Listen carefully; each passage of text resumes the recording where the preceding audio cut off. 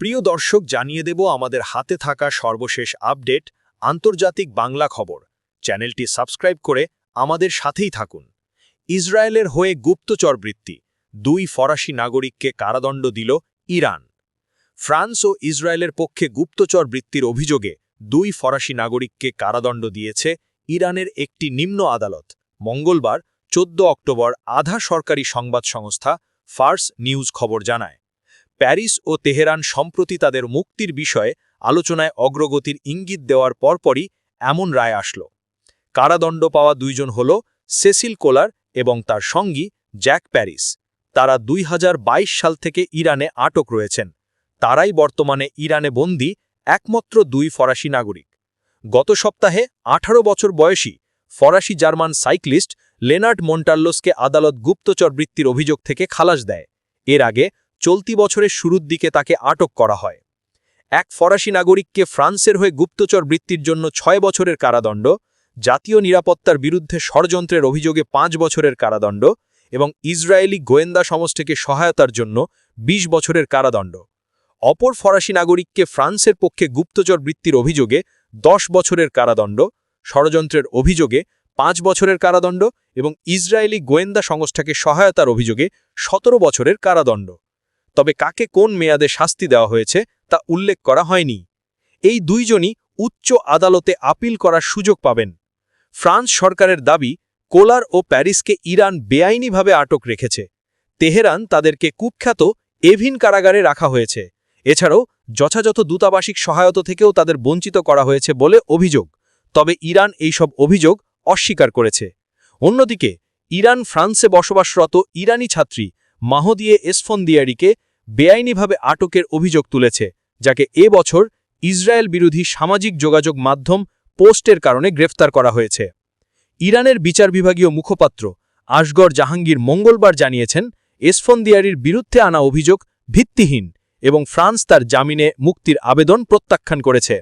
তিনি আরও বলেন, মামলার প্রক্রিয়া কিছুটা সময় নিচ্ছে, কিন্তু আমরা চেষ্টা চালিয়ে যাচ্ছি। আমরা চাই তাকে কোনো শর্ত ছাড়াই মুক্তি দেওয়া হোক। এবার জানিয়ে দেব, শক্তিশালী পাসপোর্ট সূচকে শীর্ষ 10 থেকে ছিটকে গেল যুক্তরাষ্ট্র। দেখে নিন বাংলাদেশের অবস্থান। বিশ্বের শক্তিশালী পাসপোর্ট সূচকে অবনমন হয়েছে যুক্তরাষ্ট্র ও যুক্তরাজ্যের। হেনলি পাসপোর্ট সূচক চালু হওয়ার 20 বছর পর এবারই প্রথম শীর্ষ 10 থেকে ছিটকে পড়েছে যুক্তরাষ্ট্র। 7 অক্টোবরের হালনাগাদ সূচকে মালয়েশিয়ার সঙ্গে যৌথভাবে যুক্তরাষ্ট্রের অবস্থান এখন দ্বাদশতমে, আর এই হালনাগাদ সূচকে পিছিয়ে 8ম স্থানে যুক্তরাজ্য।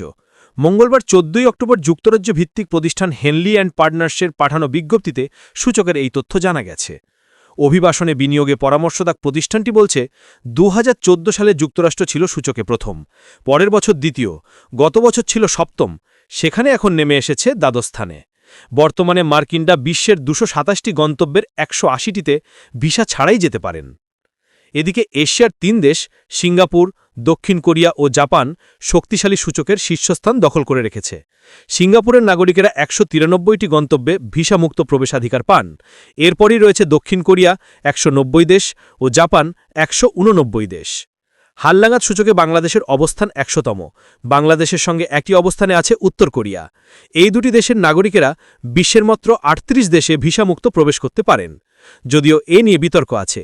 বাংলাদেশি অনেক পর্যটক অভিযোগ করেন যে এইসব ভিসামুক্ত দেশেও প্রবেশ করতে ভোগান্তি পোহাতে হয়। ক্ষেত্রবিশেষে অনেক দেশে প্রবেশের অনুমতিও মেলে না। হেনলির সূচকের সবচেয়ে দুর্বল পাসপোর্ট আফগানিস্তানের। দেশটির অবস্থান 106তম। সূচক প্রস্তুত পদ্ধতি নিয়ে হেনলি অ্যান্ড পার্টনার্সের ওয়েবসাইটে বলা হয়েছে, আন্তর্জাতিক বিমান পরিবহন সংস্থার তথ্যের ভিত্তিতে কোন দেশের পাসপোর্ট দিয়ে অগ্রিম ভিসা ছাড়া কিংবা ভিসামুক্ত সুবিধা নিয়ে কয়টি দেশে যাওয়া যায় এর ওপর ভিত্তি করে শক্তিশালী পাসপোর্টের এই সূচক তৈরি করা হয়েছে। এক্ষেত্রে বিবেচনায় নেওয়া হয়েছে বিশ্বের 199টি দেশের পাসপোর্ট ও 227টি ভ্রমণ গন্তব্য। এদিকে থাইল্যান্ডে মাদকসহ উদযাপনকালে 4 ইসরায়েলি সেনা গ্রেপ্তার।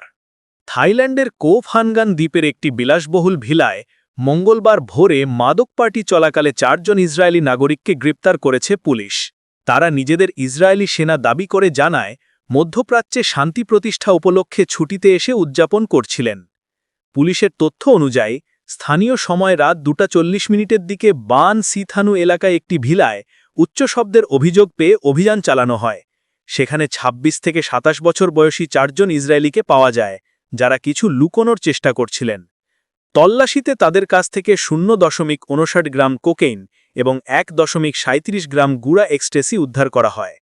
গ্রেপ্তারকৃতরা পুলিশকে জানায় তারা 10 থেকে 15 জন একসঙ্গে পার্টি করছিলেন, তবে শব্দ নিয়ে অভিযোগ ওঠার পর বাকিরা চলে যান। পরে তাদের ফানগান হাসপাতালে নিয়ে পরীক্ষা করলে কোকেইন ও মেথামফেটামিন ব্যবহারের প্রমাণ মেলে। তদন্ত কর্মকর্তা পল কর্নেল উইনিত বুনচির জানান, অভিযুক্তরা স্বীকার করেছেন যে তারা ওই মাদক অন্য ইসরায়েলিদের কাছ থেকে কিনেছেন, তবে তাদের নাম জানেন না। সব শেষ জানিয়ে দেব, যুক্তরাষ্ট্রে বিস্ফোরক কারখানায় বিস্ফোরণ, 16 জন নিহত। যুক্তরাষ্ট্রের টেনেসি অঙ্গরাজ্যের একটি বিস্ফোরক কারখানায় বড় ধরনের বিস্ফোরণের ঘটনায় 16 জন নিহত হয়েছেন।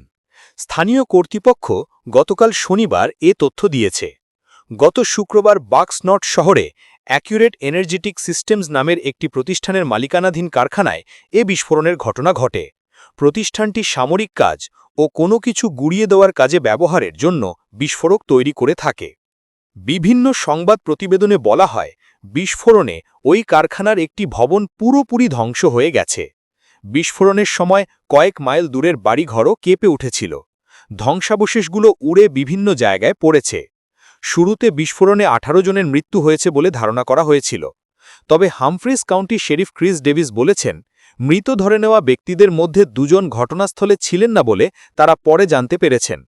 ঘটনাস্থলে ওই 2 ব্যক্তির গাড়ি ও ব্যক্তিগত জিনিসপত্র পাওয়া যাওয়ায় শুরুতে তাদের মৃত হিসেবে ধরে নেওয়া হয়েছিল।